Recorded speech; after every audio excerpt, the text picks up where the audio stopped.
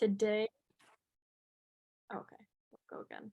Welcome everyone. Today, JIDS is hosting, as Dan said, the second session of our series, Our Values in Theory and in Practice, where today we'll discuss Islamic core values as they're supposed to be. Our first session focused on Judaism and its core values in practice. As Dan said, my name is Yasmin Abed, and I'm an intern at the Jewish Islamic Dialogue Society. I'm of Muslim and Palestinian background and was very excited when I was asked to do this panel, as it very much aligns with my both personal and intellectual and academic journey. And today, I'm very excited to present two very interesting and engaging panelists. I'll introduce our first speaker, Dr. Humaira Ali, and let her give her presentation, and then introduce our next panelist before his talk begins, Dr. Mike Hughes. So first speaking, we have Dr. Humaira Ali. She served as a general practitioner for over 30 years and as medical director of Manassas and Prince William County clinics for several years. She also served at a veterans clinic in various hospitals in DC. And Dr. Ali is a lifelong student of the Quran and shares her knowledge about the practices that differ from Islamic teachings. She also established a program to serve food at homeless shelters for over 10 years, which she was proud, but it was a big contribution from the Muslim community. And she's also an activist and is involved in the Masjid in Woodbridge, Virginia. We're very excited that you've chosen to speak with us, Dr. Ali. So we're aiming for about 20 minutes for each speaker's presentation. So Dr. Ali, the floor is yours. Thank you, Yasmin. And thank you, Dan and Mike, for giving me this opportunity to address. I want to start with the one verse of the Quran that I like it very much. It is about what is the definition of righteousness. And it includes some of the core values of our teachings of Islam. So, بسم الله الرحمن الرحيم ليس البر أن تولوا وجوهكم قبل المشرق والمغرب ولكن البر من آمن بالله واليوم الآخر والملائكة والكتاب والنبيين وآتى المال على حبه ذوي القربى واليتامى والمساكين وابن السبيل والصائلين وفي الرقاب وأقام الصلاة وآتى الزكاة والموفون بعهدهم إذا عاهدوا والصابرين في البأساء والضراء وحين البأس أولئك الذين صدقوا وأولئك هم المتقون. The meaning of this beautiful ayah, which summates most of the things, is that righteousness. Dr. Ali, yeah, can you adjust your camera, please, so that we can see your entire face? Yes, little. Oops. Okay, that's perfect. That's perfect. Okay, thank you. Sorry about that. Okay. So righteousness is not turning your faces towards the east or the west. Righteousness is to believe in God on the day of judgment and in the Malaika, that is the angels, and the books, the holy books, the divine books that have been given, and the prophets. And to give for the love of God, to give your wealth to your relatives who are in need, the orphans, the poor, the traveler, and those who ask, and to free a slave. And to establish prayer and pay the charity.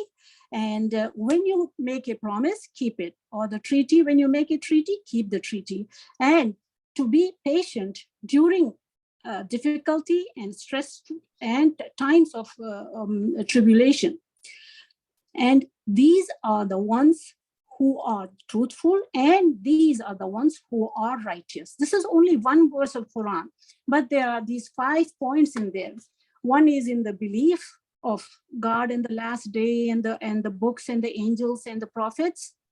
And then the second point being that you give the love of God to help out the relatives in need, the poor, and those who ask him to free the slave. Then the third point is to pray and to give zakat. That is the poor tax. This is a compulsory tax. I will come to it in more detail later on. And then when you make a treaty, you keep the treaty. And then in times of adversity, to be patient. And these are the truthful, and these are the righteous people. So that's the definition of the righteous, the muttaqeen, okay? And there are many other definitions, but I chose this one. I like it because it summates so many things. Now, what do we Muslims do? We Muslims worship none except the one God, the one who created the heavens and the earth and everything in between. The God of Abraham, the God of Jacob, Isaac, Ishmael, Joseph, David, Solomon, Moses, Jesus, and Muhammad. Upon them be peace. And we make no distinction among any of them.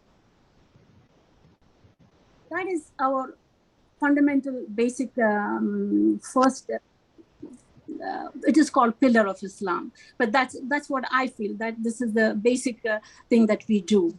And then what else do we do? We pray 5 times a day, which is an obligatory. But there is also a non-obligatory prayer that we get up in the night and we pray. Those who want to pray, it's like getting some extra credit points, you know, and your mind is very clear and there is peace and your thinking is right. It is good for you if you want to do, if you can do, but it is not obligatory. Then the third thing is that we fast during the 9th month of the calendar year, lunar calendar year, and that is during Ramadan. It is called Ramadan. From sunrise to sunset, we fast, and then we break the fast at the end of it. So for 30 days. It is obligatory upon healthy adults, but if the person is sick or traveling, they can do the same number of days later on. But this is obligatory fast. But there is also a non-obligatory fast, which Muhammad, upon whom be peace, he used to keep it on Mondays and Thursdays, and on the 13th, 14th, and 15th of the lunar days. That is when it is full moon. So in other words, he kept those 3 days plus 4 Mondays and 4 Thursdays. So 8 plus 3, 11. So almost 1/3 of the month he fasted. And those are non-obligatory. And I know people who do fast and they're nice, slim and trim. They are healthy. And these days, it is called intermittent fasting. And what else? Then we do charity. Charity, this is a compulsory charity. It is called zakat, which is 2.5% of my income. That means if I'm earning $100,000, $2,500 don't belong to me. It belongs to those who are in need within the family, within the community, or for the community development to the masjid that you can give. So, but there are more minute details too, which I'm not going to go into it. If you have a farm, what you do and all that. But this is what it is. And what does it do is it reduces the gap between the have and have-nots. Whereas some may not do that, but it is made obligatory upon us to take care of those who are in need. And then the last one is the pilgrimage that we do. If able to, physically, financially, then we can do it once in our lifetime. That is the pilgrimage, going over there, asking for forgiveness and asking for a renewed life, and whatever we want to ask to God, we do that. So those are the almost the rituals, I would say that, that's not the beginning and the end. Actually, it is the beginning. And based on our core values, we try to reform ourselves and our families and our communities. Now, what are the core values? There are also many core values, but I'm going to focus on about 10 or 11 of the core values and how they help the community if practiced, if applied. That is truthfulness and honesty. Don't lie, don't steal others' land or wife. Justice is very important in Islam. One of the I have heard from my friend that one of the shuyukh said, if you want to summarize the whole Quran, which you can't, but in one word, that is justice, to be just, you know. And then the third one is charity. Charity is, again, same thing. It reduces the gap between the have and have-nots. And now, what God has said to us, given the guidance and the light in the Quran, it is good for us if we understand it and if we apply it. And only those things that are good to the human body, God has made it kosher or halal to us. And all those things that are not good to the human body, He has made us non-kosher, non-halal, or it is haram. Now, the best example is here I can give you about is intoxicants. At that time, it was alcohol was the intoxicant. Now the intoxicants are the drugs too, the heroin, the cocaine, and the fentanyl. And it is a no. It's haram to us. It is because it's not good for the human body. And we know 2021, 109,000 of our mostly youth fellow Americans, our brothers and sisters who passed away prematurely. Why? From overdose of drugs. And this is the statistics given by CDC for 2021. And imagine how many deaths can be prevented. It's like preventive medicine. Now, no gambling. Yes, if you do gamble, you can gamble your house away, you can gamble your wife away too. There's no explanation needed for that. Now, spousal loyalty. Spousal loyalty applies not just to the woman, but also to the man too, equally. And if anybody does something wrong, the punishment is there. So spousal loyalty, what does spousal loyalty do? In general, it reduces all the sexually transmitted diseases, and we have a lot of them, gonorrhea, syphilis, you name it, HIV, all those things are there. And you can prevent that. This is all preventive medicine like. Then the next one is no fornication. Yeah, now we have a problem. Unmarried girls both get pregnant and have the babies. If we avoid haram thing, the fornication, then we can prevent this problem.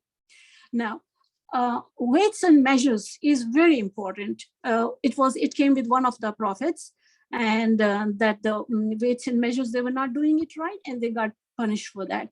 But there is a whole chapter in the Quran that says, woe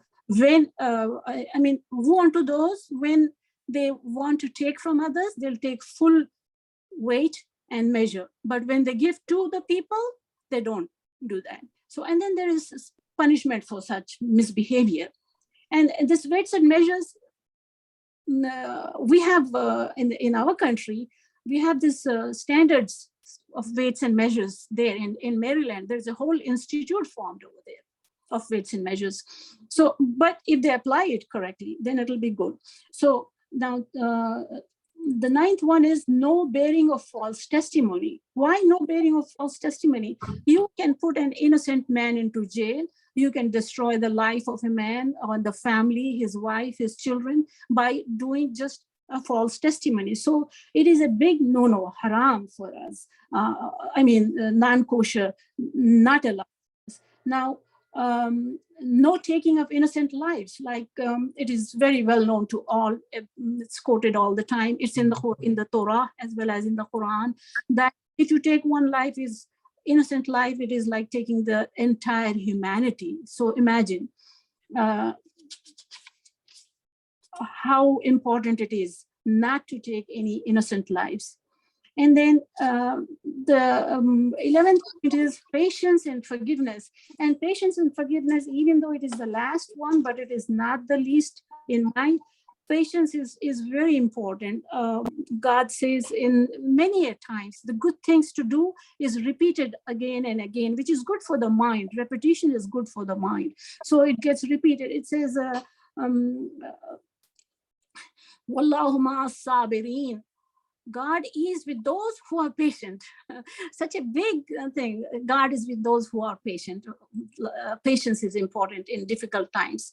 And like in the first verse that I said, in difficult times to be patient. And it's not easy. For me, actually, I am trying, I'm struggling. I mean, during good times, everybody is nice and all that, you know. But if a hard time comes, it's to develop that patience, to get it over is it's in progress. It needs more practice for me, I'm saying. And forgiveness. Forgiveness also is very important. There is this ayat, وَالْكَاظِمِينَ الْغَيْظَ وَعَافِينَ عَنِ النَّاسِ وَاللَّهُ يُحِبُّ الْمُحْسِنِينَ. Allah loves those who do favors upon the people, who will forgive people and who will gut down their anger. So this is a very beautiful verse. And it is said that one time the slave girl, by mistake, threw some hot sauce. I mean, it slipped and fell on the prophet's grandson. And so he looked at her with anger. And she read this verse. She said, وَالْكَاظِمِينَ الْغَيْظَ those who gulp their anger and forgive the people, God loves. So what he did not punish him. He did not do anything. He did not punish or do anything. But actually, he let go free, you know, to get that love of God, you know. So for the love of God, we have to love each other. And for the love of God, we should do these things of reducing the gap between have and have-nots and all that. So now today, I read every day one page of the Quran. And today I got one very nice verse that I got. I said, I'm going to share with you all and see how it goes here. It said, ما يقول لك إلا ما قد قيل للرسل من قبلك إن ربك لذو مغفرة وذو عقاب أليم. So I just read it today, and it is verse number 43 from Surah Fussilat. And what it says is, we did not, O Muhammad, we did not teach you anything that we did not teach the previous prophets. So we have given you the same. And Prophet Muhammad, upon whom be peace, he says the same thing too. I did not come with a new religion. I only came to confirm what was taught by my brothers before, by Moses and Jesus and their teachings. So we are just one and same. This is what I want to say, unifying thing, message of unification, you know. And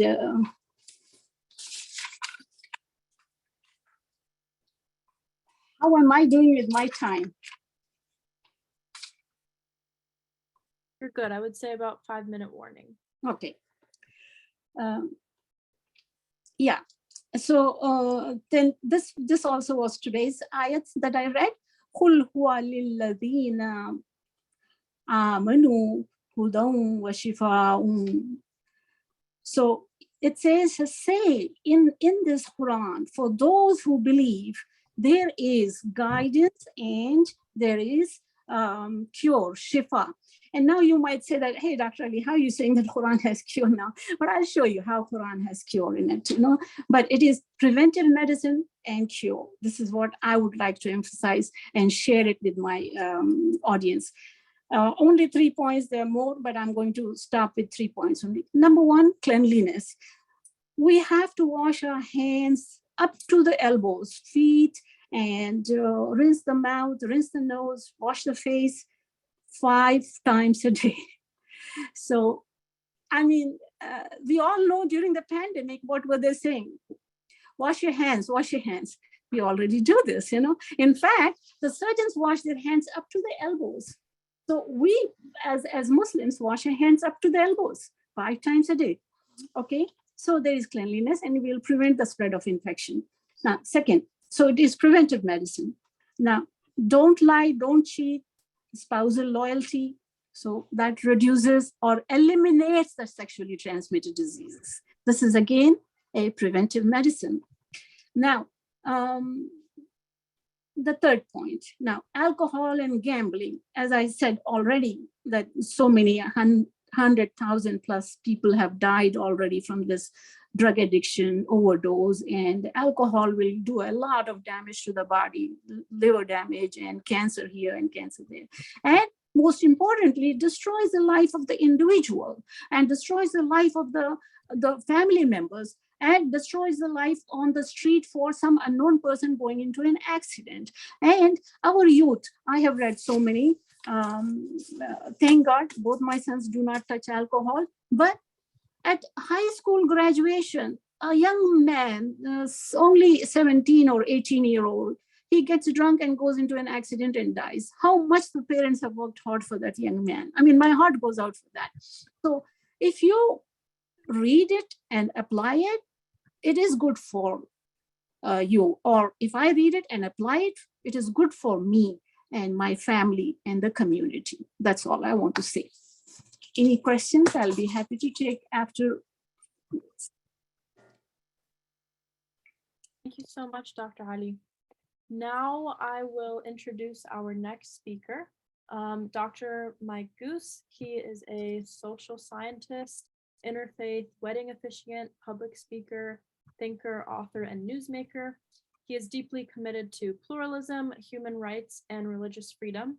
And his book, American Muslim Agenda, is a primer, a blueprint, and a roadmap for American Muslims. And he's also commonly served as a Muslim commentator on Fox News. We are very excited to hear from you today. And again, we're shooting for about 20 minutes. Thank you, Yasmin, for the introduction. Can you hear me clearly? Okay. I'm glad to hear Dr. Humaira Ali share the ritualistic as well as the philosophical aspect of Islam.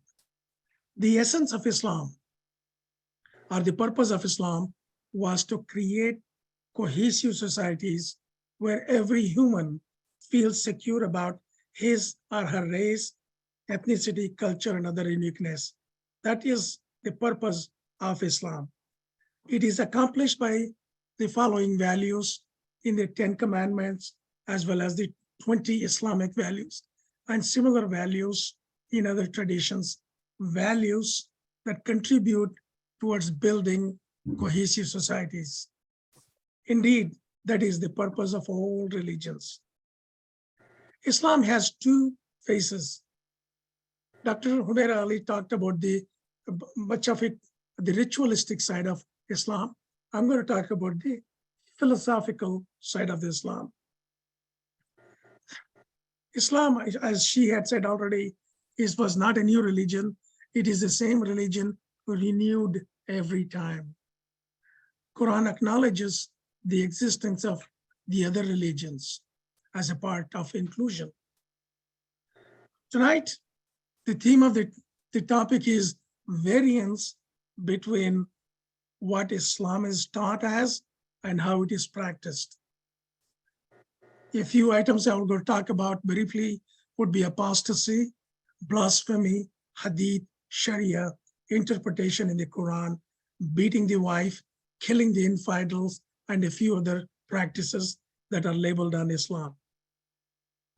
10 years ago, in 2013, I was recognized as a Religion Writer of the Year by the Religious Communication Council of America.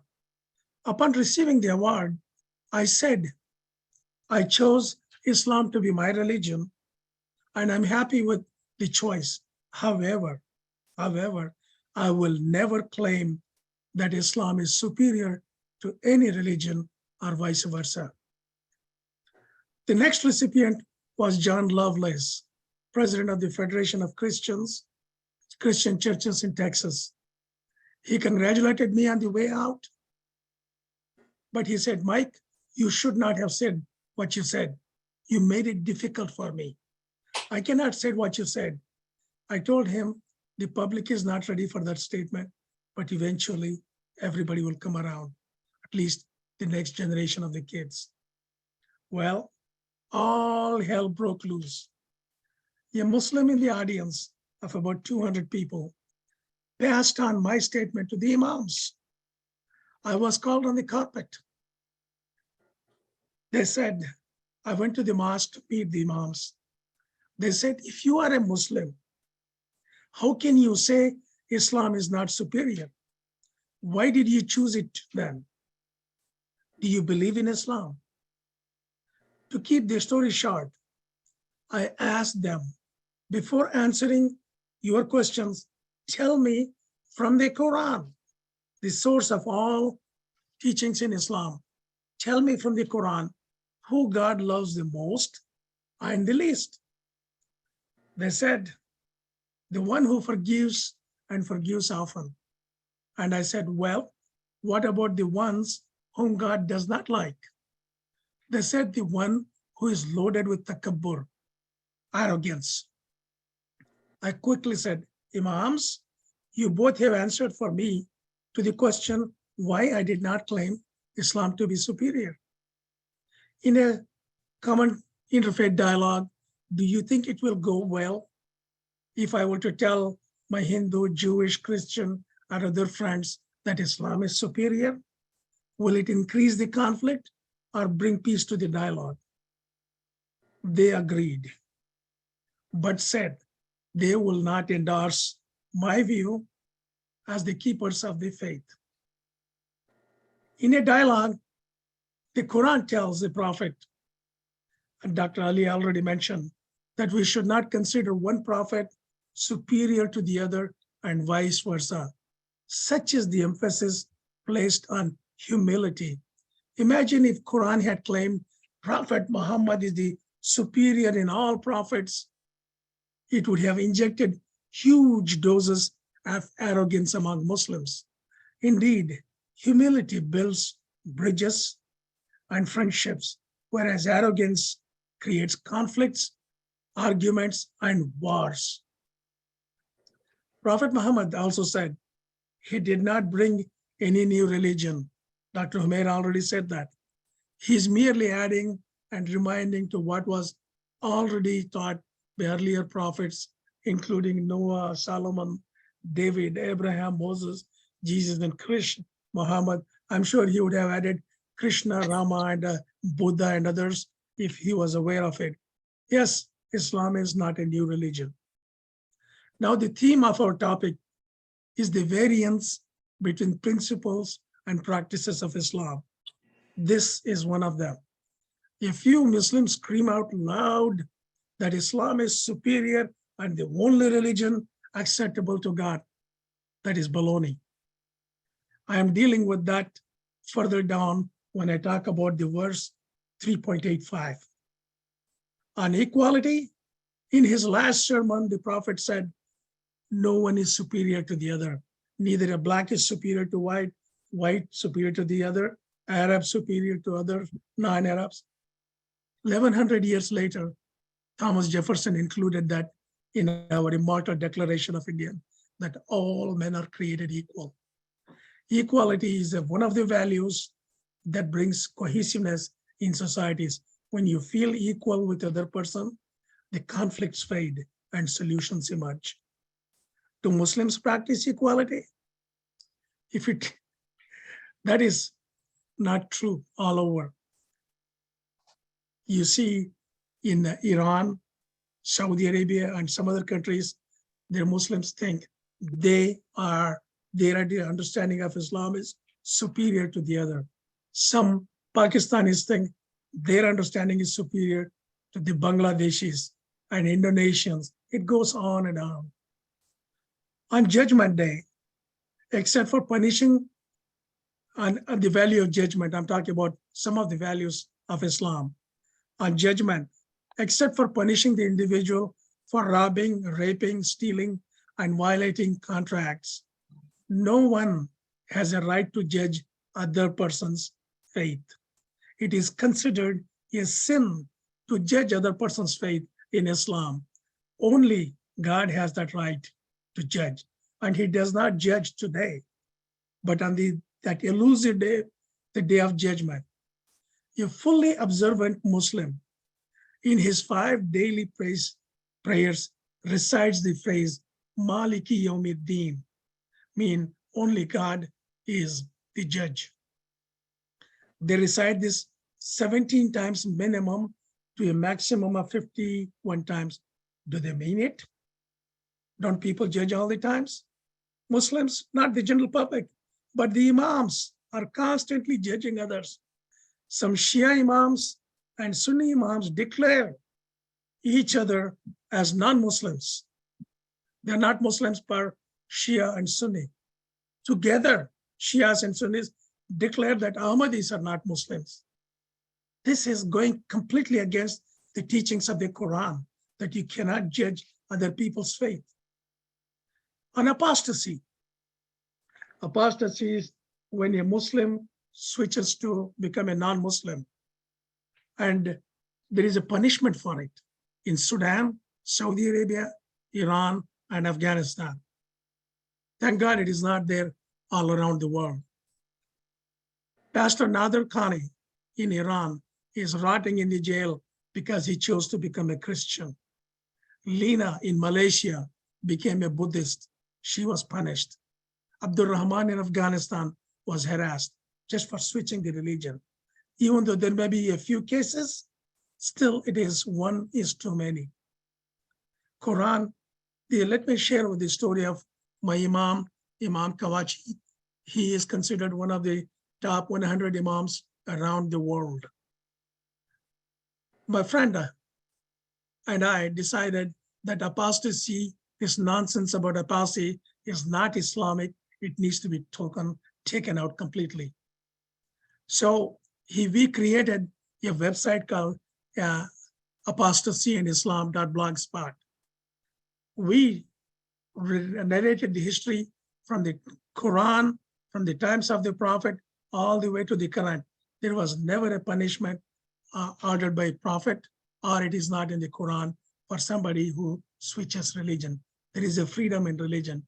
One can become a Muslim, go away from it, come back. There is no punishment for it. It's all about free will. So I went to Imam Kawachi and I said, we are creating this website. We need your endorsement, because our goal was to receive 100 imams around America to make a declaration. He said, I will do it when you get it ready. So we put the entire website. I went back to him and he said, well, if this other imam in Canada signs it, I will sign it. So we went to the other imam, got his signature, came back to him. Somehow he was finding excuses not to sign. As an imam, as a leader, he should not hesitate in leading the people in the right direction. He was more concerned about his job and his income. He was thinking what the conservative funders of the mosque will tell him. And as a result, he did not tell the truth. And these are many stories like that. And it is a shame. It is a shame. Quran says one thing, that there is no punishment apostasy, and Muslims practice differently. And this needs to go. Then comes the blasphemy. That is somebody who can say bad things about Quran, bad things about Islam, or bad things about Prophet Muhammad, peace be upon him. And the famous case is Asia Bibi in Pakistan. She went to get some water from a well for her sick child. The other Muslims that were standing there has this racism in them, that she was inferior to them, and she chased her away. And when she was chased away, she was pissed off. And she said bad things about Prophet Muhammad. They went and complained, and the police came and arrested her. The real culprit here is not Asia Bibi for saying bad things about the Prophet, but these women who prevented her from getting the water. They should be the punished. They caused her to say bad things about the Prophet. Prophet was a mercy to mankind. Did these women were mercy to her? They did not follow the Islam they claim to follow. To be merciful is to be kind to every human being. not Muslims, all human beings. These women were not merciful. They did not follow the Islam. Islam tells you to be merciful and kind to every human being. The practice is not there. It was not there. Even now, some Muslims, not all of them, are not kind to other people. Then comes the Sharia. I'm going point by point. Sharia is not divine. Sharia, and only in the last 20 years, people have learned to accept it. There is no doubt Sharia was compiled to serve justice to fellow human beings. However, it was a human effort and it has flaws. The problem is not Muslims think it is the divine law. It is not. Our Constitution, US Constitution, is amended 27 times. Sharia needs at least 10 amendments for it to serve true justice as an Islamic value. And I have written about it. Hadiths, these are the sayings of the Prophet Muhammad, were compiled 150 years ago after the death of the Prophet. Many of them are not authentic, even though they are passed out as authentic. When you question that, my fellow Muslims immediately make judgment instead of seeing the validity. That needs to be changed. There is a variance between what Islam teaches and what Muslims practice. It is not all Muslims, some Muslims. Only a few strong voices can change, flip things around. The Quran calls everyone to question everything, think, and reflect at least 48 times in the Quran. Islam is not for a specific group of people. It is universal guidance to create cohesive societies where each of God's creation, that is 8 billion of us, lives securely and in harmony. Programming and free will. God created two major things in the universe, matter and life. Everything that is matter is programmed precisely. The planets go around, the earth tilts in a certain direction. Everything is precise. Even human body is made precise to function normally. What is not correct is the free will God has given us. That free will creates problems, conflicts. Now, there are 20 such Islamic values. Yasmin, can I share it? Yes, you have about 3 more minutes. Okay, well then let me not share that. Let me go there. Quran calls everyone again. Mustafa Ekel, he's a scholar of Islam, and he implores Muslims to stop deifying received or the dished out traditions and take a critical study of their religious past, shedding unyielding legalism and close-mindedness. His call is the right call, and Muslims are working on it, but not enough of them. Unfortunately, the majority of them are by nature are followers. All they want to know is, what do I need to do? They say, just go pray this way. Okay, we'll do it. Only a few will question why we do this. Lo and behold, all religions have the bureaucracy. Prophet Muhammad did not want to create bureaucracy. He was against clergy institution. So was Jesus. He was against Christ. But what did Muslims do? It is human nature to create bureaucracy, create their own institutions. Muslims have monopolized Quran as theirs. God is theirs. Muhammad is there. None of it is true. The first verse in the Quran starts, Alhamdulillahi Rabbil Alameen. God is God of the universe, not Muslims. And the very last chapter in the Quran, called A'udhu bi Rabbin Nasi, that is, God addresses humanity. Throughout the Quran, the address is for humanity, not for any specific group. Then Prophet comes, who again, mercy to mankind. The God in the Quran, and this is, I think the Jewish tradition can agree somewhat. The God in the Quran is not a being, not a thing, or an item. It is the energy that permeates in everything in the universe to run it smooth. The second of the 10 commandments is, thou shalt not make unto thee any graven images. the wisdom of that commandment was to project a common God acceptable to all. Each person has an image of God. They will all disagree if God is made in a specific image. Hence, no images of God for a good purpose. That is to keep the conflict, your God versus my God, completely away. Do I have a few more minutes? Let me share the shocker. This is the shocker for Muslims as well. I'm accused of making Islam so universal that it is not Islam anymore. That is not true. Islam is universal and inclusive, and we must not fear unpacking what is in the Quran. Look what Quran says in verse 262.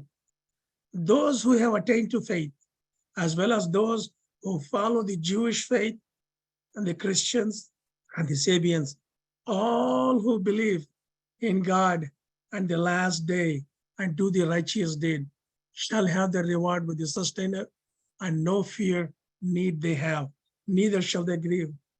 What God is telling here is you don't have to carry the Muslim label to earn God's grace. What is necessary is to believe in God. To believe in God means you're accountable to someone. Believe in the day of the judgment. That is, nobody goes scot-free. You have to account for your deeds.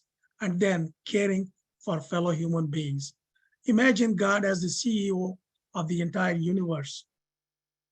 He would love, the CEO would love an employee who protects the assets of the organization, stops from theft, and brings progress to it. God loves, the CEO loves that person. God is no different. God loves everyone who cares for his creation, 8 billion of us, not just Muslims. Quran is that universal. And Muhammad has said, that passage I just read, that whether you're Jewish, Christian, or Sabian, is repeated many times in the Quran. As I know, I have noted 14 times. It lays the fundamental doctrine of Islam with a breadth of vision unparalleled. The idea of salvation in Quran is made conditional upon 3 elements: belief in God, that you are accountable to someone; belief in the day of judgment, that you are not going to go scot-free; and a righteous action in life, that is caring for your fellow human beings. Got 2 more minutes, Yasmin? I think we'll pause here for now to move to questions. Okay. Thank you both for your very insightful presentations. I think there are 3 questions that I sort of want to guide this next section before we move to questions from the floor. So the first question, I just would like to hear both of you elaborate on this idea. Dr. Ali refers to it of core values according to our human nature. And Mike, you put it as universal guidance. So the idea here is, or the question is, what distinguishes Islamic values from others? Islam is meant towards catering to the human nature. This is why it has allowed certain things that are good for you and they are kosher, and those certain things that are not good for you, it is made non-kosher or haram. And those that are good for you, they are halal. So everything that is good for human being is halal, is that is righteous earning. You can earn as much as you want to earn.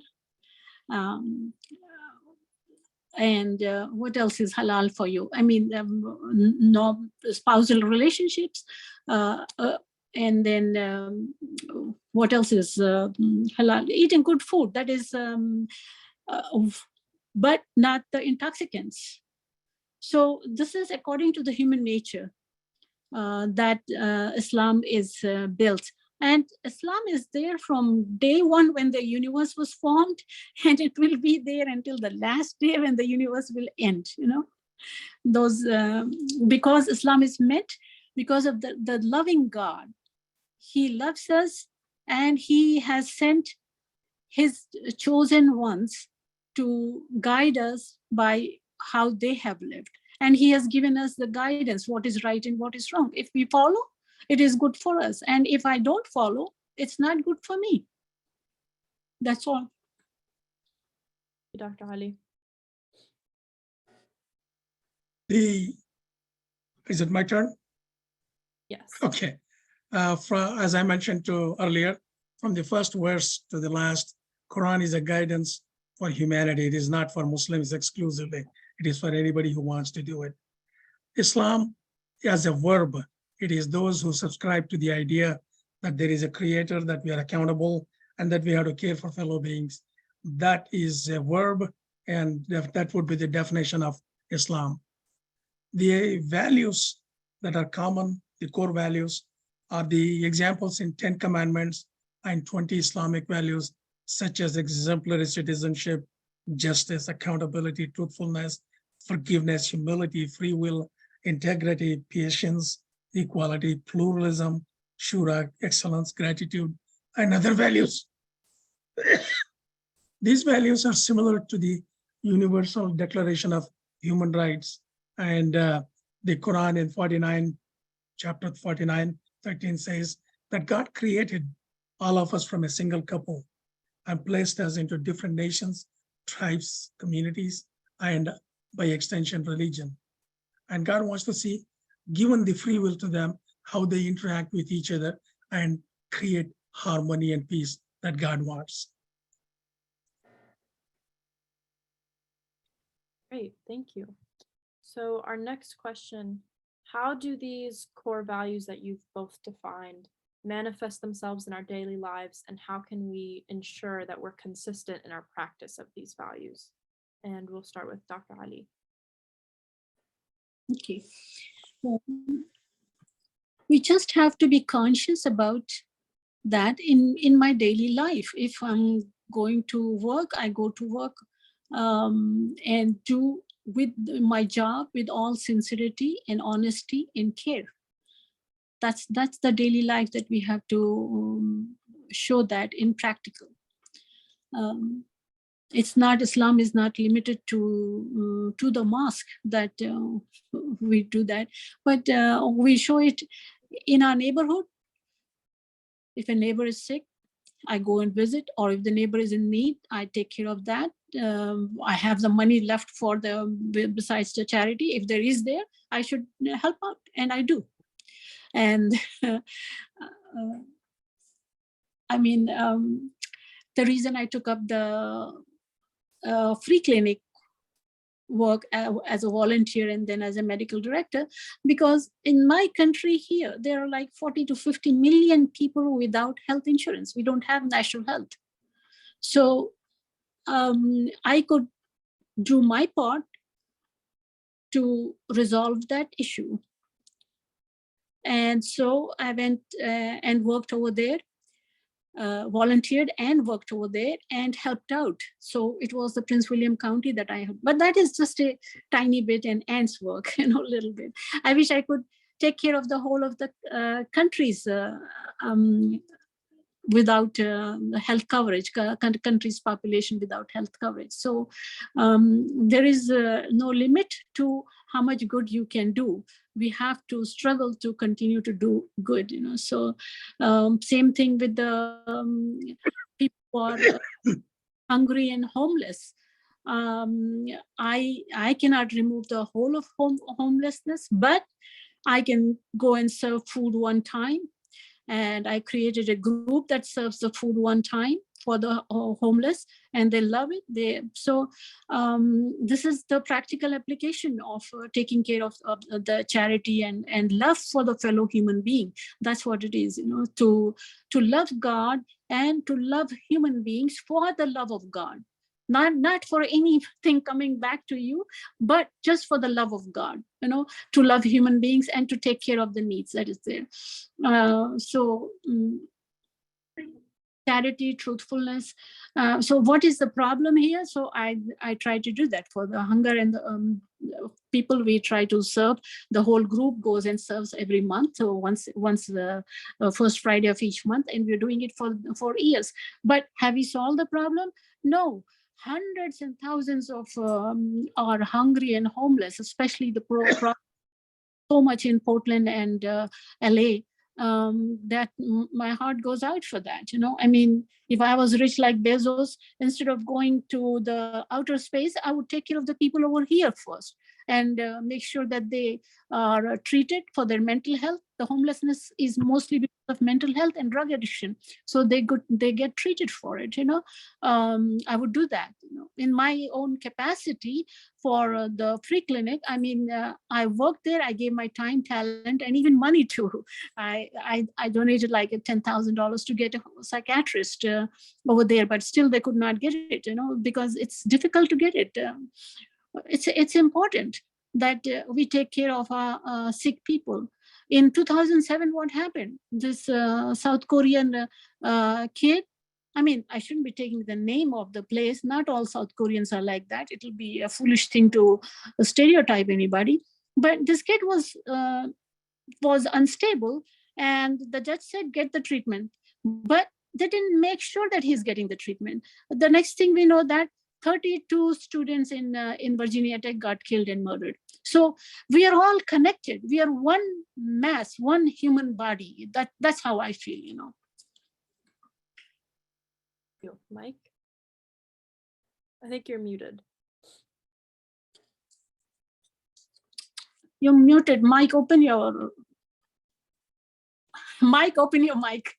Okay. The question was, how can we ensure consistency in our practices of these values, the core values? What's in here? I will add to what Dr. Humaira already said. Once Prophet Muhammad was asked by his associates to compare two people. There is one guy who's praying all day long, and there was another guy who was a sinner, but when the night falls, he would knock on the door and asks the neighbor, I have some food, can I share with you? That is the emphasis on core values in Islam, and this needs to be consistent, and we need to take care of our fellow beings. Now, other part is what is happening in America. Every religious presentation you hear in interfaith gatherings is moving towards the core common values. The presentation of the Reform Judaism, Progressive Islam, and the Protestant side of Christianity are all the products of maintaining the core values. The same is happening among other faiths. The most important common value is all religious people are taking a course on the Constitution, in particular the First Amendment, so they can learn the freedom, religious freedom. The more we focus on the rights of others and keep religious personal, keep the religion as personal and not in governance, we can ensure consistency of these core values. That's my response. Great, thank you so much. We got a question from the audience. Lori says, she says that these values outlined tonight are beautiful, but that they're confused by the more militant practices of Islam. And how do you both believe that, how do you believe they are following these core values? If you could I'll be very brief. The militancy exists in all groups of people, social, religious, ethnic, racial. It is part of it. And the Islam may have more right now. The militancy in Sri Lanka and Burma, the Buddhist people. It's not Buddhism, the group among Buddhists. In India, the Hindu militancy is there. Not all Hindus, only certain. In Islam, we have the ISIS, we have the Taliban's now. So the militancy is part of life. It is always going to be there. We all have to work on mitigating that militancy by interacting with each other. And that's my response. Thank you. Dr. Ali, do you have a response? Yes, I think it's very ignorant, that question, to say that this is the militant value is Islamic value. No, like, I mean, we lied and we went to Iraq and we killed 1 million. So who's more militant in that case? No, I don't think that that's the right question to associate militancy with Islam. Agree. And now we will turn it over to the audience. So if anyone has any specific questions, I think Sabir, we'll start with you. I Like- asked a question in the chat. We I can- asked a question in the chat about gender. Okay, we can address that one first. Do you mind repeating the question to our panelists? My question is that both speakers refer to God as he all the time. But I heard in other talk, people said, Allah does not have gender. Allah is not he. Allah is this divine force that creates everything.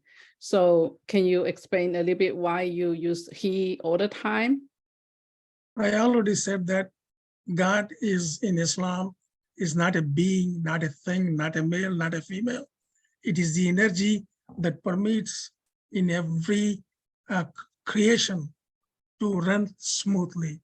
And the word usage of word he is a common usage, but many times I write he, she, or it, because we don't have a gender of God to call it he, but it is just a practice. I don't know his form or shape or his gender or her gender. So I should just say God, So thank you for that correction. I just should say that.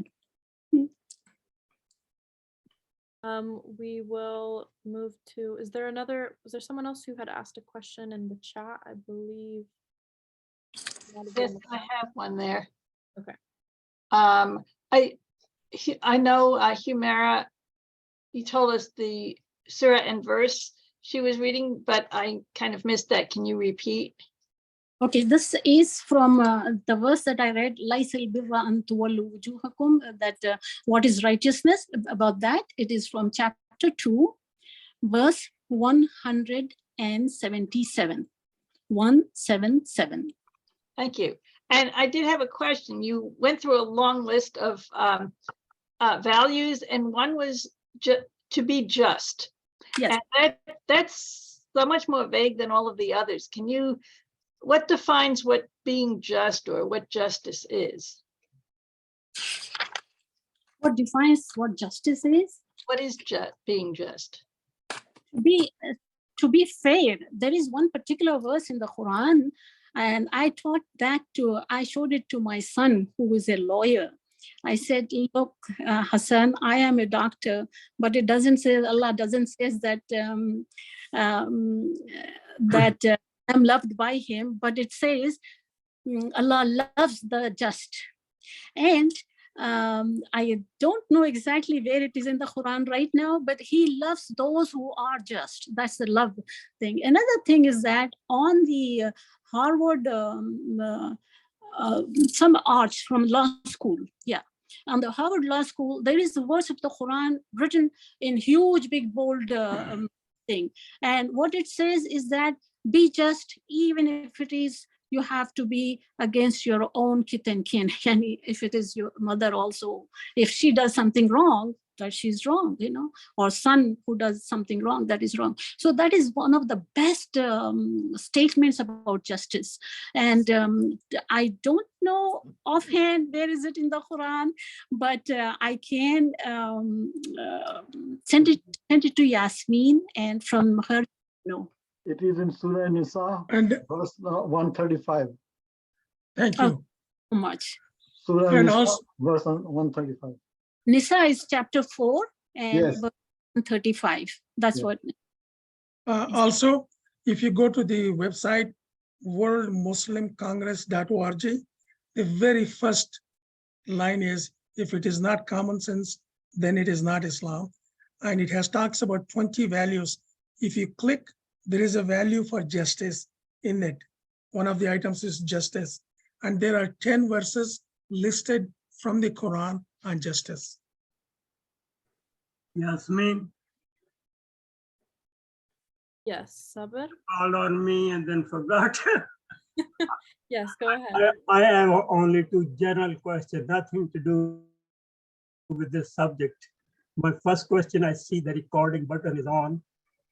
Are we going to get the video after this session is over? And there was another program that was on Jewish values. Can I receive a video of that also? I missed that program. I'd like to see the video. Yasmin, why don't you let me handle that? The best way to find our videos is to go to our website, jids.org, jids.org. There's a tab that says archives.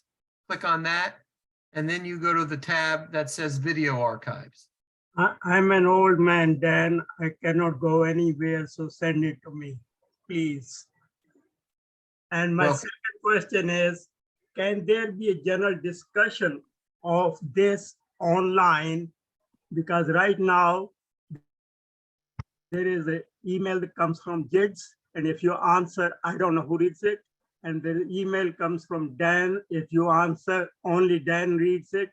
Is there a way to communicate with the whole membership? Those were my two questions. I'm done.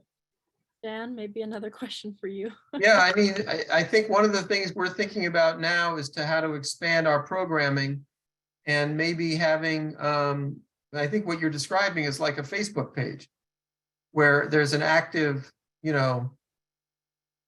dialogue on that page.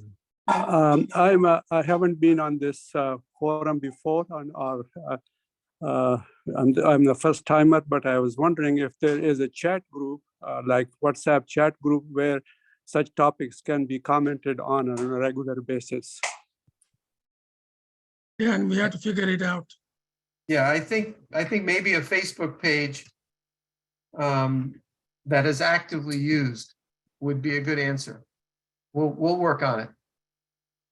Okay, we will move to one question from Mindy in the chat, and then I believe Dan, David, and Ira have their hands up. So Mindy asked, is it general practice in Islam for women as well as men to pray 5 times a day? And do traditions separate men from women in the mosque? Yes, it is a requirement. Islam has got 2 phases, philosophical. Those are the values that contribute towards creating a better societies.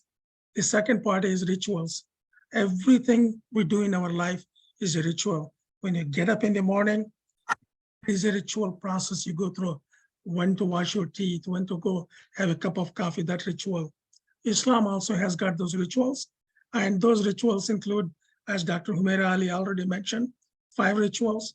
That is affirmation of the faith. Number 2, fasting. Number 3, Prayers. yes.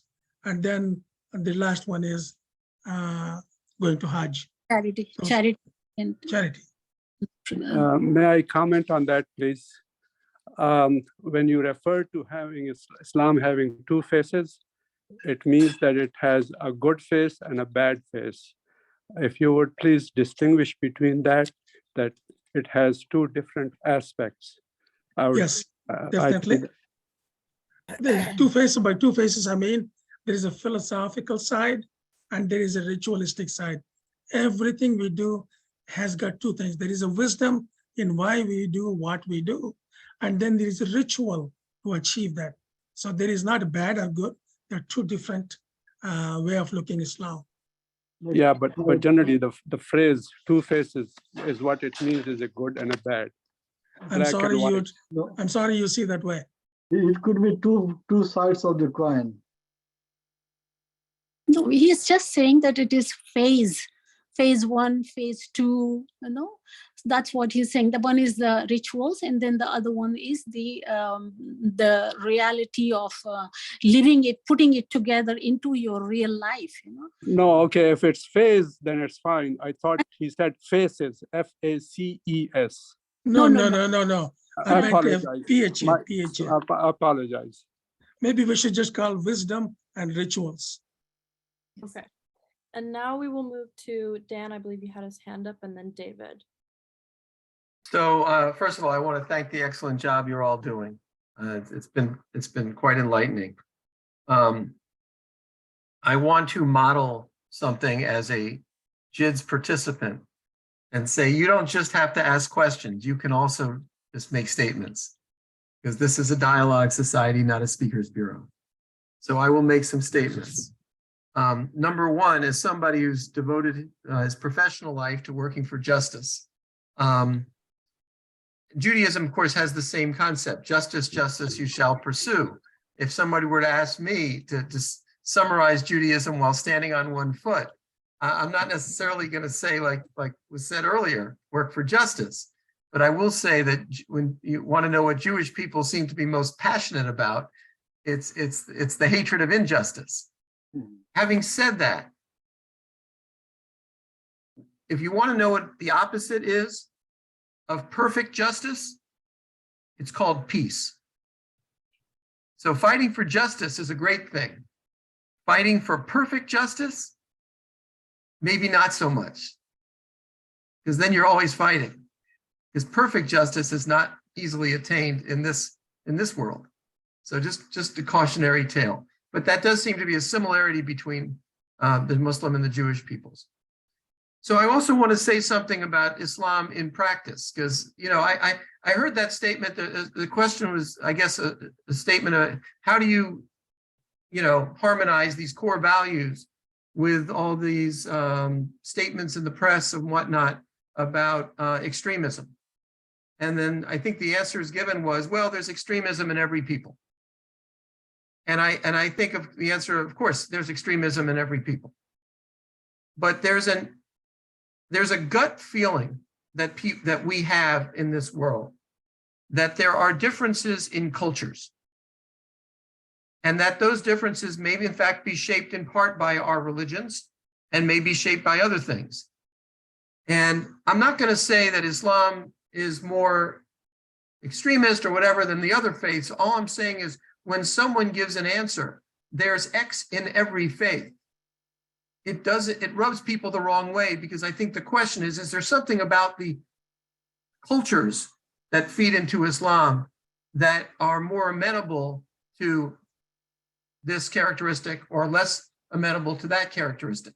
And that needs to be addressed if someone is going to address that question. So I'll give examples where I think Islam excels in practice. I have never met a more generous group of people in my life than the Muslims that I have known. Just in terms of generous with money, generous with time, just so incredibly generous. I am sure that must have something to do with the religion, but it is translated into the culture. So you see it in practice. There's also a warmth and an unwillingness to treat people harshly in a face-to-face way that I found among Muslims that is totally at odds with the Islamophobic stereotypes that you might see on television. To be less positive, that warmth, that unwillingness to be harsh has, I think, a negative side to it that sometimes I see among Muslims in practice, an unwillingness to be candid with me and to try to be affirming instead of directly say, I don't agree, or I have a problem, or, and I know that in the Jewish cultures, we tend to be much more direct. And some people could say that's obnoxious or that's chutzpah. It's a negative thing, according to some people. But I'm just highlighting, I think, the differences in cultures, which may be a reflection of the emphases that we find in our religious traditions. And I'll leave it at that. Dan, let me address one item of that militancy in Islam. There is something in human beings, something in all human beings that they want to dominate the other people. Now, if you look at even here in the United States, during the border crisis, the same Bible verse was interpreted by the evangelicals different than the others. The same thing happening in Islam, Buddhism, Hinduism, and other religions. And it is a human nature. It has nothing to do with any religion or religious teachings. None of the religious teachings teach anyone to kill others. If I may comment that terrorism associated with Islam is not an action, it is a reaction.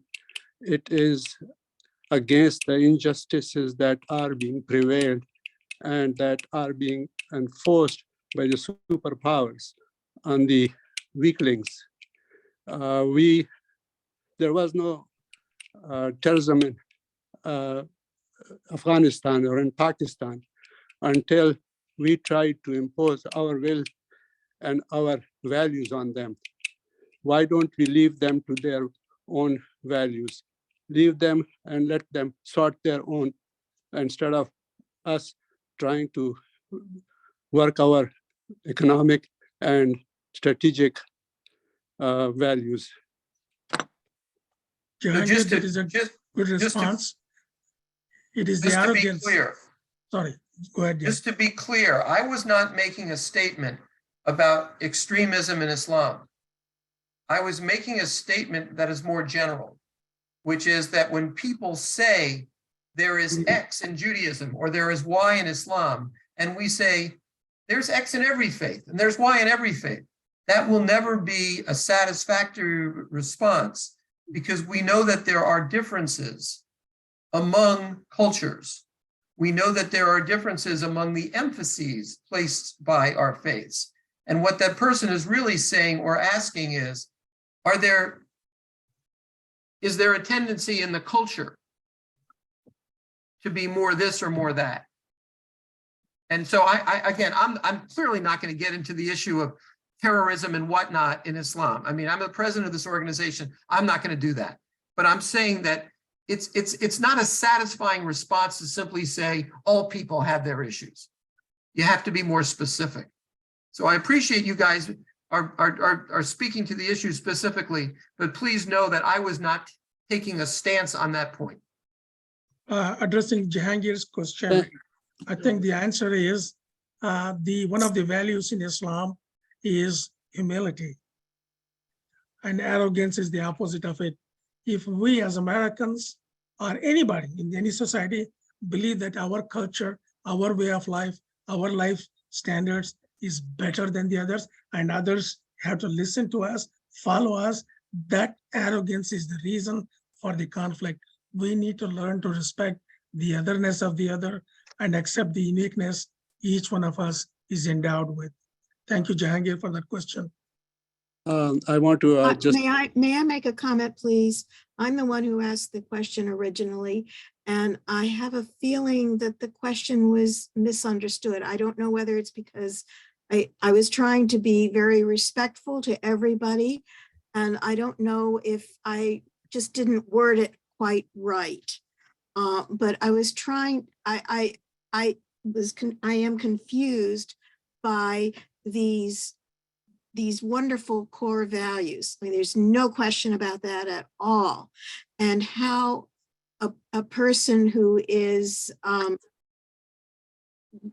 who isn't, it doesn't seem on the surface to most people to be following them, how they are interpreting these core values, how they feel they are following them. I was literally relating the question to the core values, not to their political or otherwise leanings. I know that there are better representatives and not so good representatives all over the place. I know that. Thank you, Lori. Does that help, Benny? David Schneier, Ira has been waiting. Please go ahead, David. Please. Hi, shalom. I first of all, thank you both. I identify very much with your universalism and also with the your commitment to community service and social justice. So I know in the Jewish world, we have different streams of Judaism, and these different, some of the streams are really wrestling, really wrestle with each other, not necessarily directly, to each other. We do have our streams in Judaism that are much more fundamental, in their understanding of Judaism, and as you know, and also, are in a sense Jewish supremacists, and I know that within the Jewish world, I see there's growing discomfort with some of the differences, and also a real need for people to reach out to each other and to talk with each other. In the Islamic world, I'm not as familiar with the different streams. I know there's Shia, there's Sunni. I know that within I think the United States, most Muslims, at least that I've known, and I'm kind of limited, of course, are more liberal, and perhaps that's why so many Muslims are attracted to living in America. But throughout the world, as we know, there are Islamic countries and that are much more radical. And I was wondering, are there organizations within the Muslim community that are talking about this and talking with each other and trying to build bridges and trying.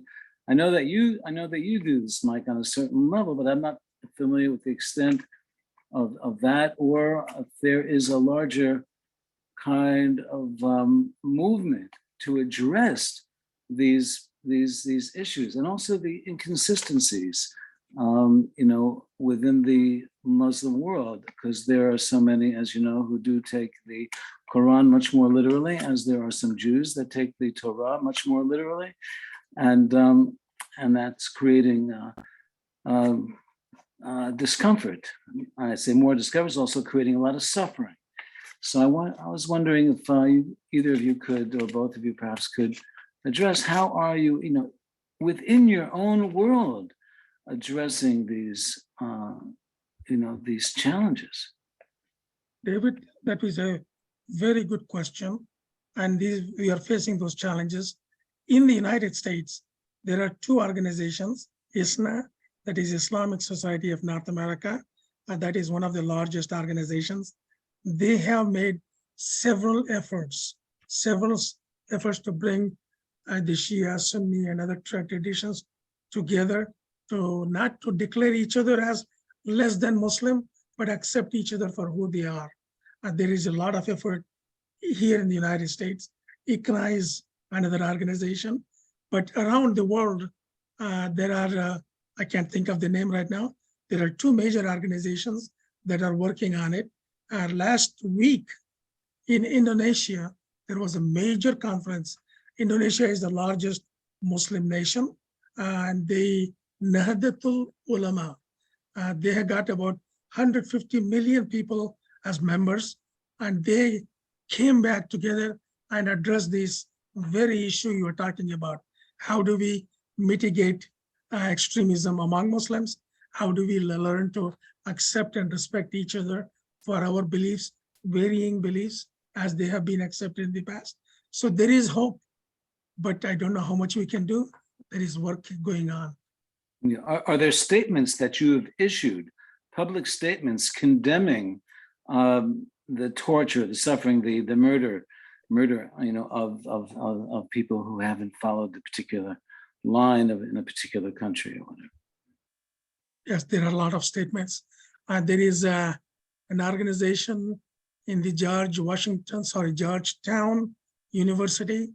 I'm trying to think the name of the website. Mike, can you please yield to me? Let me say a couple of words. Please do. Okay. David, after 9/11, that was the only question the Jews asked me wherever I went. Have you condemned the action of 9/11? There were so many statements that were issued that you could fill several books with them, but nobody paid any attention. Each one of the statements were issued locally by 40 or 50 different organizations, regional, small and large.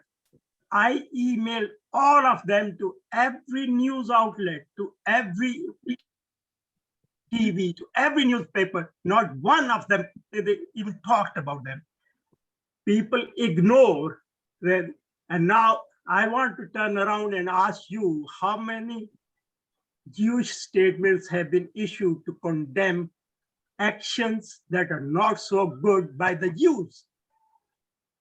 Can I ask that question? Do I have the right to? You can ask me that question, and that question has been asked from me hundreds of times.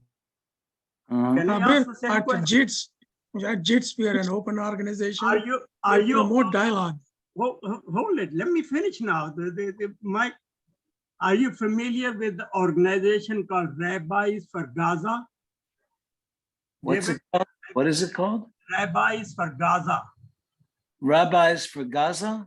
That's an organization. No, but I'm involved with other organizations of rabbis that are involved with Palestinians, for example, and their human rights. And there have been numerous statements issued by various progressive Jewish organizations concerning, the issues that affect, that we're concerned about. It'd be nice to maybe be able to share some of those statements with each other. Yes. I think that would be helpful because I'm not aware of statements from frankly, from the Islamic community. Because you don't pay attention. They go out in emails, nobody reads them. They don't go get to every news outlet there was an incident, vandalization at Muslim Community Center. We invited all the elected representatives, nobody came. There was a telephone call threatening a Jewish school. All the congressmen of Maryland, both senators, all the administrators of the county were at the JCC. This is the kind of I've seen those. I'm talking about internationally, where I haven't seen a statement concerning what's going on in Iran. I'm concerned about what happens here. Oh, okay. Muslims are not treated right. Over the last 3 years, there were 1,400 mass shootings. One was by a Muslim, one was against a Muslim. Out of 1,400, the one that was by Muslim got so much press. The other 1,400, nobody even talked about.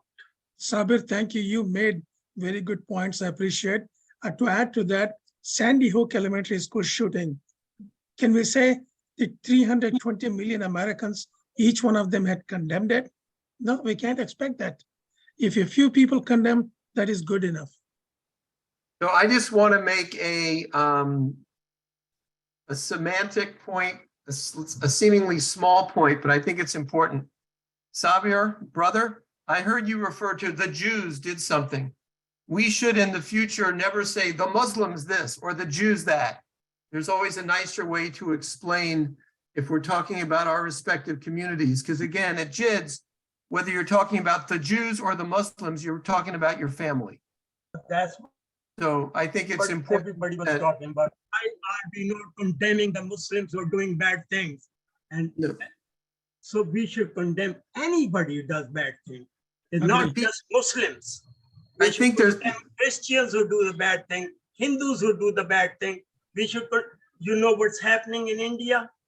And on a semantic point, Dan, let's stay away from Islamic terrorism, Jewish terrorism, because Islam does not commit terrorism, Judaism does not commit terrorism, Christianity does not commit terrorism. It's the people who do it. Let's talk about the people who do terrorism, not the religion. Thank you, Sabir. I think Rabbi David Schneier, I hope you can finish your question. Then Ira has been waiting. After that, Ira and the other, whoever raises the hand. Then we have a few. I've pretty much finished. I finished my my question and my observation. I don't have anything else to say. Thank you, Rabbi. Ira, your turn. Yeah, I just wanted to remind everyone that we don't have to reinvent the wheel. Some people here earlier in the discussion were asking for a place where everyone can continue dialogue online with everyone else. And why don't we have a forum for that? Or do we have a forum? We've had a forum from the very beginning. We set up a Facebook page at the very early days of JIDS specifically to allow that to take place. And it's still there. And if you go to the JIDS Facebook page, just go to Facebook and search for JIDS and say whatever you want to say, start a conversation. And anyone who's interested in following conversations among the people in this group here and everybody else who's been involved with JIDS should go to the Facebook page and participate. It's there just for exactly for that purpose, to let us converse. Ira, to be fair, I don't think we on the board have utilized that page sufficiently to sort of like start up robust dialogue. So at this point, it needs to be populated more with your ideas, everybody. Yeah, I mean, people. But we're willing to do that. There's lots of stuff there. I mean, I post stuff there all the time. So people who are interested in the conversation, go there and start something, and other people will join. Yes. Charles has a question about what real good is it if that Facebook page is only open to people who subscribe to Facebook? It is not. It's open to everyone. It's a public place. Well, I don't know who's moderating it and keeping anyone, but as far as I know, it's open to anyone. It's a public Facebook page. It's not private. Ira, what about somebody who technologically challenged like me? I can only write emails. I cannot. Well, this is go to much easier. Facebook This is much easier. I cannot go to any of those places. This is much easier than emails. If you have Facebook, I mean, I don't know if you don't. I don't have Facebook. Well, I don't even have a face. You can see my screen is black. Sabir, we may want to create a WhatsApp group only those who are not on Facebook. Not some WhatsApp. Google group. Yeah, I mean, for conversations, emails do not work well for conversations. So if you are interested in conversations, you need a medium. You'll have to just learn to use either Facebook or some other medium that allows conversations that facilitates conversations. So, and Sabir, is it Sabir who's talking to me? Yes. yes. I'll teach you to use Facebook. That's what I was going to I will talk to you later. Okay. Thank you. Somebody asked you. I'll start it with an email, and then we'll work it. So we just got something from Charles saying concern for privacy is one of the reasons that keeps him off the book. And Charles, I know people who feel the same way you do, and so they use a different name.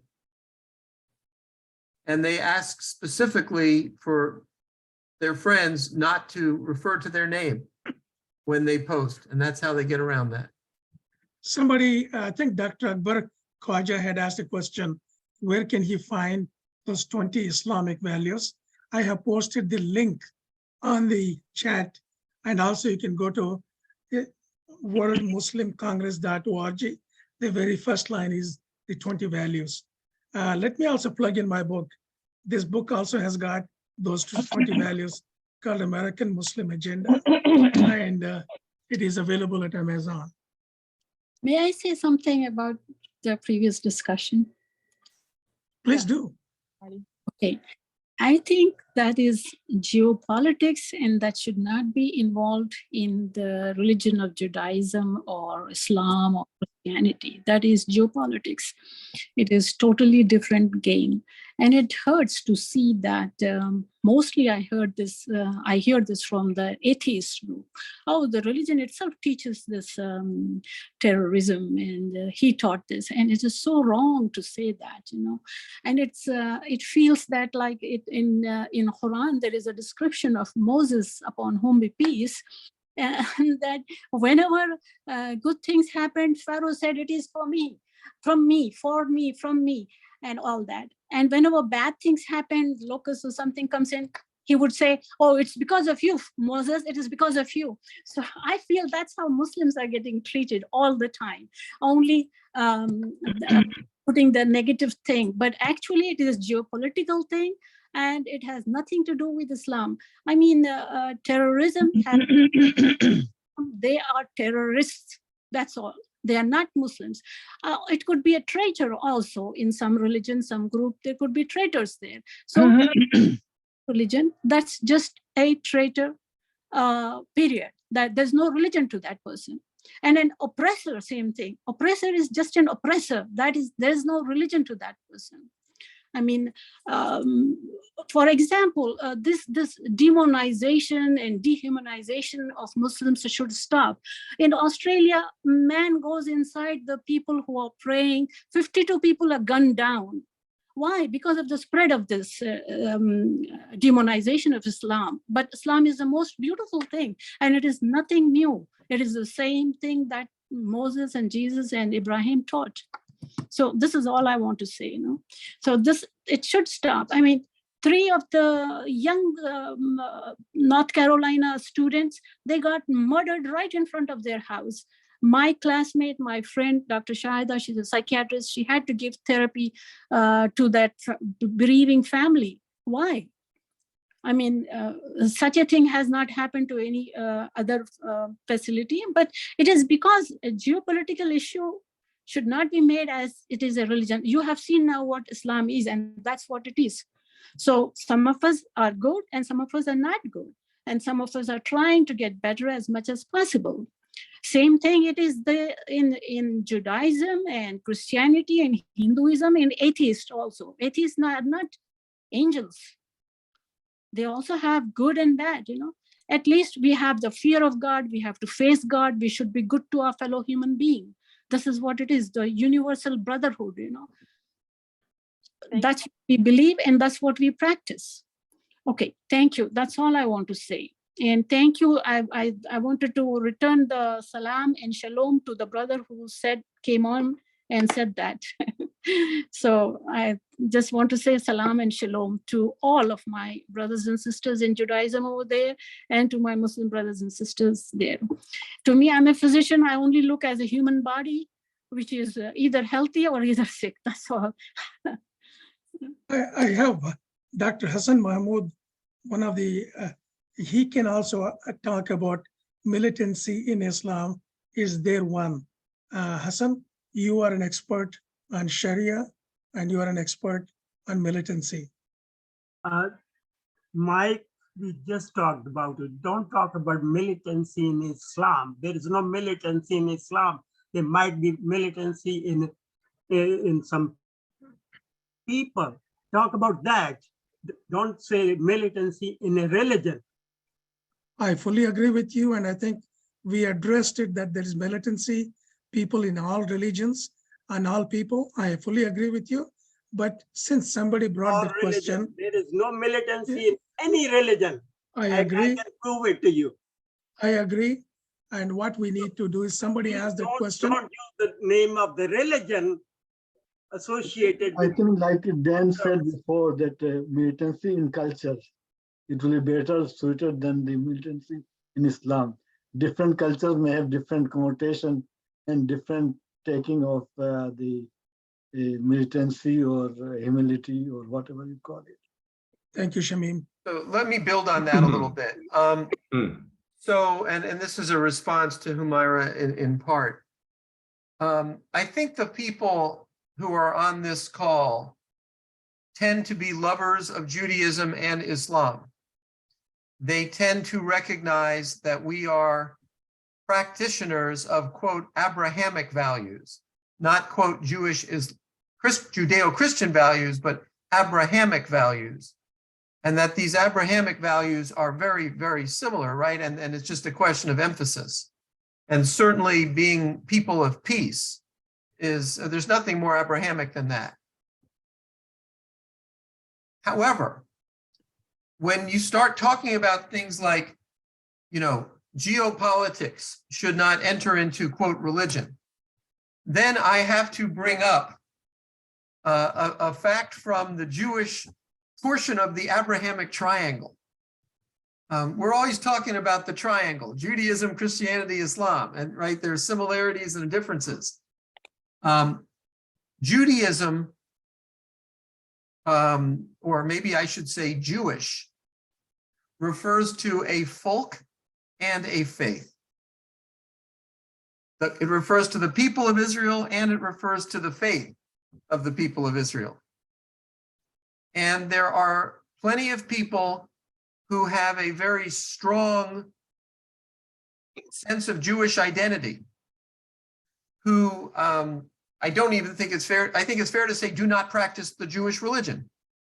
They're not practitioners of the faith, and yet they are Jewish maybe by birth, maybe they converted, I don't know, but it's very important to them that they are Jewish.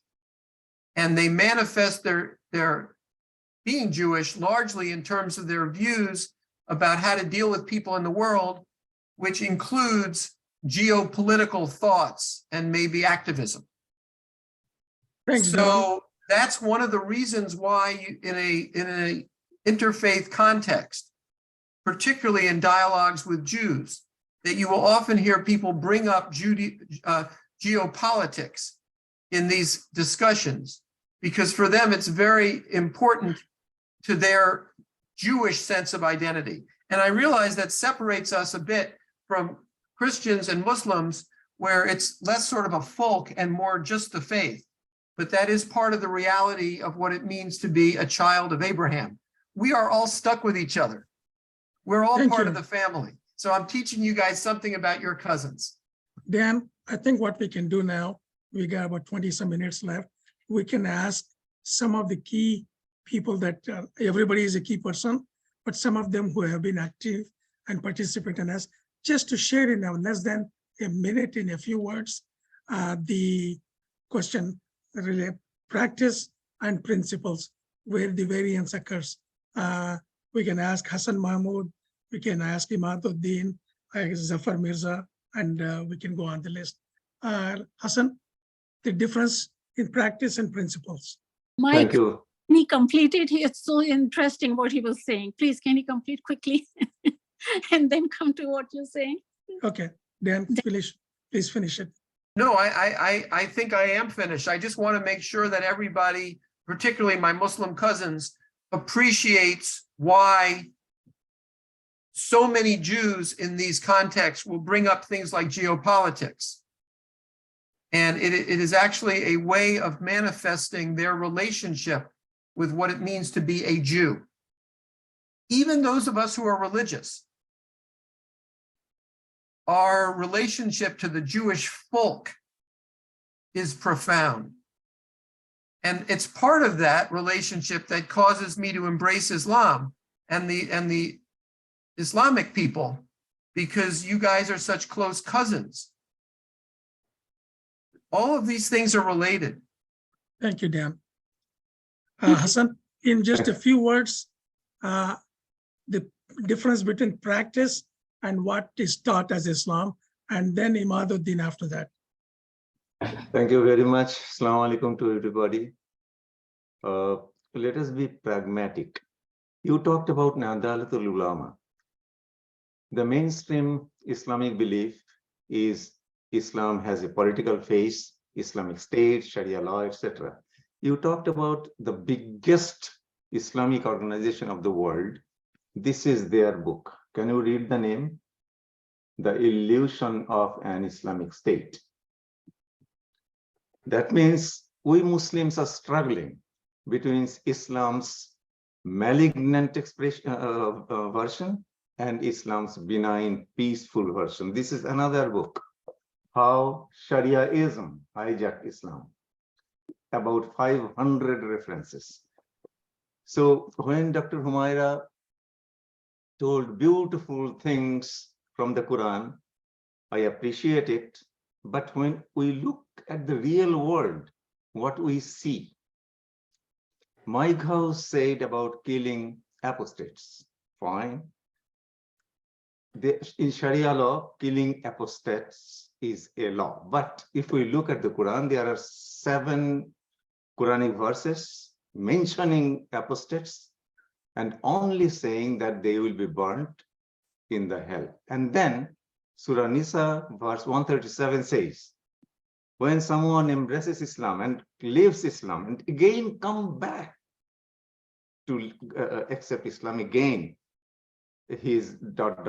So here we see that the Quran kept the door open for an apostate to come back. The moment we kill an apostate, we violate brutally this verse of the Quran. Someone said about blasphemy. Let me say one thing very clearly, brothers and sisters. Opinion doesn't work. Reference works. About killing blasphemers. Someone was told about, okay, fine. What the Quran says. The Quran says strongly, when someone mocks Islam, number 1, walk away. Nisa 140, Anam 68. Number 2, respond with peace. Furqan 63. Number 3, overlook, ignore. Ahzab 48. Because at the end, Allah is enough for them. Hizr 95. So all those hadiths that supports killing apostates and killing blasphemers are against the Quran, and we must dump them. I mean, without any question. But where these practices come from? It comes from hadiths mainly. Let me give you some examples. Again, references words, opinion doesn't. Keep it short. I am. In the judgment day, everybody will have to answer for every act in this world except one. A husband will not be asked why he beat his wife in this world. That is Sunan Abu Dawud, Hadith 2142. I can go on and on. Maximum women will be in hell. Bukhari 1301. Dr. Humaira Ali. The brutality is Muslim world comes from these books. And that's why my last point, Mike, if you Google the Turkish Hadith Project, Prime Minister Erdogan took a project of cleaning hadiths from these darts. Over to you. Thank you. Dr. Imaduddin, please share it in 2 minutes. Okay. I will only, in 2 minutes, I will only address one point, which is I think that a lot of the difficulties we have comes from imprecise use of language.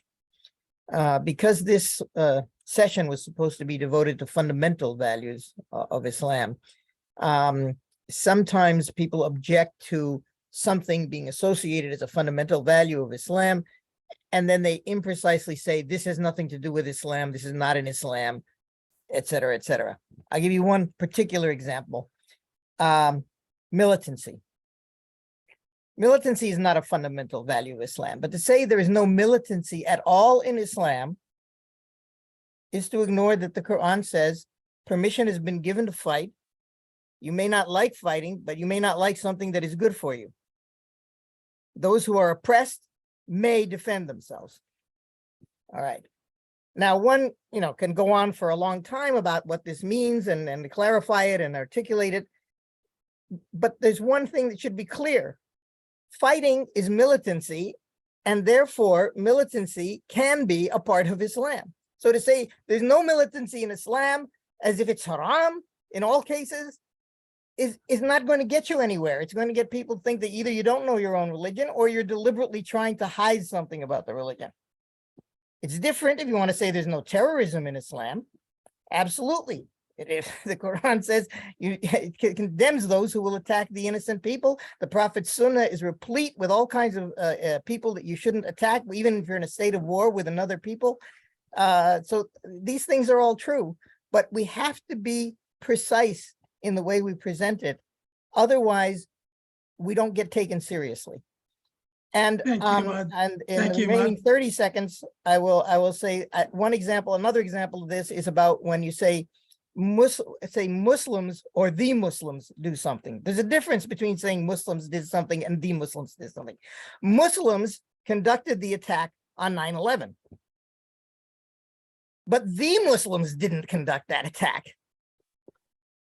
I got some articles I can show you about some terrible things Jews did in Israel, but the Jews didn't do that. So let's be precise. That's my only request. Brother, Can I- your points are excellent, but I feel like I'm watching the Blair Witch Project. I don't know what's going on with the video here. Oh, the laptop is literally sitting on my lap, and as I get animated as I speak. Yeah, shakes a okay, little all bit. right, Sorry all right, about all that. right. Your points are Muhammad- excellent. Muhammad Sadiq, your turn. He's a teacher of Islam. Please share in 2 minutes the difference between what Islam is taught and how people are practicing. You have to unmute, Sadiq. You have to unmute. And after that, I will ask Zafar Mirza. Okay. Actually, I'm going to be very specific on that. I'm talking about that Islam, everything bad happened by Muslims, not they Muslims. It happened by Muslims is labeled as terrorism. No matter where they do it. My concern is that the person who went to Las Vegas and opened fire and killed tens of innocent people, he was never labeled as a terrorist. Terrorism is incorrectly connected to the criminals whose faith have to be Muslim. My biggest concern is about this. I'm about actually writing a book. It will be part of a chapter will be part about this thing. The thing is that it's not that the Muslims are doing this, that's why it's bad, because somebody earlier mentioned that Americans went into Middle East and killed thousands of Iraqis, thousands of Afghans, but nobody called America as terrorists. No reason. These are the things we need to be very careful about. When a Muslim commits the same crime, he becomes a terrorist. Everybody else commits the same crime, oh, he's just a bad guy, will be punished. I mean, these are the things happen. It's not because any of the Muslims or Jewish people sitting here are causing it. It's the media. They are fed in their own way certain things that you, no matter what crime may be, you need to project it this way. Who is committing, that's what determines the severity of the crime. To me, it's, as a Muslim, it's against Islamic values. A person who commits the crime must be treated as a criminal, not because he's a Muslim, so he's a terrorist. The person who's doing it must face the music. And we have moved away from it, whether as a following of a religion or following the politics. As sister was mentioning about politics and religion is separate. Me, they're not. They're very much intertwined. And today, because if I do something, I'm a terrorist, that person does it, is not a terrorist. So that means my religion is painted as a terrorist religion.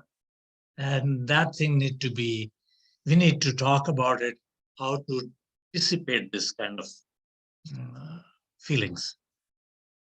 Thank you, Muhammad. Thank you. So hold on. Professor Lin has asked a question. If we can hear from a woman, I'd like Yasmin to be able to respond to anything she's heard in particular. But first, that there was a question to the panelists. Can you be a Muslim atheist? And I will set that up by saying that this question was asked during my last trip to Jerusalem to an Orthodox rabbi. Do you have atheists who are members of your congregation? And he said yes. They'd be viewed not only as Jews, but as Orthodox Jews. That's just an aside. My question for you guys, can you be a Muslim atheist? And then I want to hear from Yasmin. Dan, atheism is very close to Islam. Muslims believe God is not an image, not a big. Okay, hold on. No, Sabir, let the man finish. Sabir, let the man finish. Atheism be close to Islam? Let him finish. He was in the middle of a sentence. But he's the keynote speaker, and if he's going to keep on Look, saying Can things, I finish it, Sabir? Let him finish. Even if he says something really stupid like the Minnesota Vikings will win the Super Bowl in my lifetime, he's still, I'm dying from that, by the way. He still has a right they're to not finish. going to win this year. Please Sabir, let him finish. This Sabir, year let they're me, not going to win. Sabir, you Please. didn't hear the whole thing. Let him finish. Go ahead. In Islam, God is not a being, not a thing. It is not an image, he, she, or it. In atheism, God is nothing. There is some comparison there. And the Muslim atheists, there are groups in Pakistan, in Indonesia, who are Muslim atheists, means culturally they are Muslim. They love Islam, they follow the culture, they follow everything. But as far as God is concerned, the God as presented by Islam, that he is sitting on a throne on the seventh heaven, they don't believe in it. They would classify as Muslim atheists. And there are groups who are following that. And again, I don't have to agree. Sabir doesn't have to agree with it, but there are people who are like. Okay, Humaira, can you respond to that question? Can there be Muslim atheists? Dan, this is a individual choice. Islam has no force at all. My brother was an atheist for the longest amount of time. And still he doesn't praise, but he's the very best person. He's the best brother to me among all the brothers. So, but he only goes on the Eid day to pray with him and his wife. So Okay. It's an individual choice. But the question is not whether it's an individual choice. The question is not whether there's coercion in Islam. I've read the Quran multiple times. I know No. that there's no coercion in Islam. The No. question is, Mhm. and it's a real question. Can you be a Muslim atheist? Your brother, when your brother was an atheist, was he a Muslim or was he just a nice guy who was an atheist? That's the question. No, he's a Muslim as far as I'm concerned. Okay, all right, that was, okay. I'd So- like to take a crack at that, please, Okay, Dan. you can take a crack and then I want to hear from Yasmin. Go ahead. Dan, may I That- quickly comment? Oh, Akbar, I haven't heard from you in a while. All right, Imad, then Akbar, then Yasmin. I love you, Akbar. Thank you so Yeah. much. There is no compulsion in Islam, but this is not a question of compulsion. This is a Right. question of definition of logic. Correct. Is Correct. is the definition of a Muslim such that one can be an atheist and a Muslim at the same time? For That's the example, the question. definition of a Muslim is such that one can be a sinner and a Muslim at the same time. There's no, it's disliked for you to be a sinner, but we're imperfect, and all of us are to one degree or another. But the definition of a Muslim is someone who believes that there is no God but God, none worthy of worship but God, and that Muhammad is the messenger of God. Now, I'll admit that if you take the first part of that, it sounds like a loophole in the sense you could say there's no God but God. You might say there's no God including God, but I think that's stretching things. Yeah. And in any case, if Muhammad is the messenger of God, God must exist. I would rather, Mike, rather than say that there's something atheistic about Islam, I would rather say there's something agnostic about Islam. Not in the sense that there's any doubt about God's existence, there is none, but about the nature of God. God is so great that we do not comprehend him. And I could say more about that, but I don't want to take up time. So Akbar Imad, next, and I then no, agree. Mike, no. Akbar next, and then Yasmin, please. Thank you so much, Dan, and note of appreciation to both speakers, Dr. Umar Ali and Brother Mike Haas. I think Imad already mentioned what I was about to say, that the basic that you were asking, atheism and Islam, I think there are two different aspects. Every Muslim has to believe in God. Atheists, that general definition is that they don't believe in one God, or they don't believe in God at all. I think Imad has addressed it very well. I just, in the chat section, I put 5 pillars of Islam. The first pillar is actually belief in one God, Thank you. Yasmin, Yeah, you thank can react to anything you've heard tonight, or you can just make your own statement. Yeah, I think for me, so I went to Islamic school from kindergarten through 12th grade, and I graduated from an Islamic school. And so the theory behind Islam was very much ingrained into me early on, and was something that I'd felt pretty confident about. But I think in practice, especially coming to college and being exposed to people of all faiths, all backgrounds, or of no faith, I had sort of realized that there is actually a lot of doubt, and it's a constant struggle. And I think that's why I'd sort of asked the question about consistency and how does one stay consistent in their practice of these values? Because to me, it's really about calling on God in times of need, but also in every action, every individual action that we're doing in our daily lives. I feel like I'm closest to the practice of Islam when, I do actions with God in mind, whether that's waking up and studying something, or whatever my career plan is. If I'm centering God within those plans, then I feel that I'm more consistent in my practice and in my values.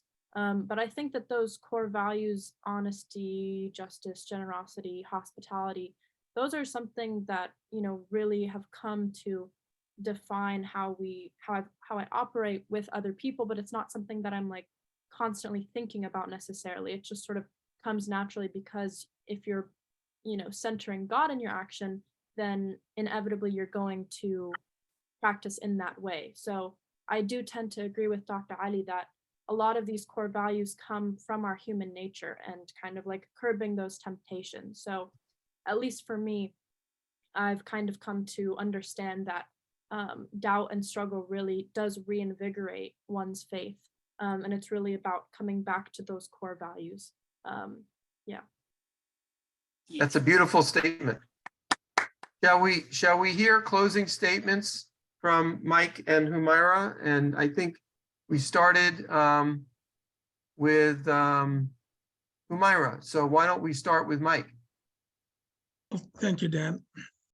Islam is a beautiful universal religion. It is a guidance. The Quran is a book of guidance for all of us.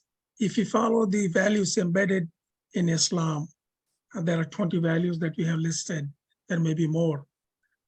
The idea of Islam is to create societies where every human being lives comfortably, feels secure, regardless of their faith, race, ethnicity, or whatever faith they have. And the chapter 49, verse 13 says, it is God. He's created from a couple into many people placed in different nations, tribes, and communities. And then he has given us the free will, complete free will. And that free will is what causes conflicts among all of us. And it is up to us, follow the guidance in the Quran or any other 10 commandments or any of those. When we follow the guidance, we can create societies where all of us can feel secure and live in harmony with each other. Thank you, Dan. Humaira, last words. Okay, thank you, Dan. I just want to say that I love this meeting so much. And I think all you say and the other brothers and sisters of the Jewish division say is that La ilaha illallah, that is, there is only one God. Okay, you say that. And Musa Rasulullah, that's what you say. What we say is La ilaha illallah, Muhammad and Musa and Isa Rasulullah. That's the only difference between us. We are all human beings. We are all brothers and sisters. And when we worship for unity of God, we should also try to reach for the unity of humanity. And it will start within the family and our own community and the community at large. And we may or may not achieve it, but that is, I think, my goal and everybody's goal should be. That's it. Well, guys, thank you so much. This has been another really rewarding dialogue. I hope you all know how to join the email distribution list. I put it in the chat. I'll put it in the chat one more time. But please join us in on February 16th at the same time, where we will talk about how Islam and Judaism have shaped America and vice versa. And I am about to. February 16th or 15th? 1/6. 1/6. 1/6, okay. Thank you so much, Dan. And Dan, I'm going to put a provocative post on the JIDS website that follows up on this conversation. If anybody wants to then join the conversation, go to the JIDS website. I'm sorry, the JIDS Facebook page. I will start a conversation there with a very provocative post tonight, and I hope somebody joins the conversation. I just joined JID's Facebook. Well, I am not on Facebook, so I cannot join. That's all. Well, maybe we're tempting you. Anyway, I'm going to turn off the recording now, but I'll still be on.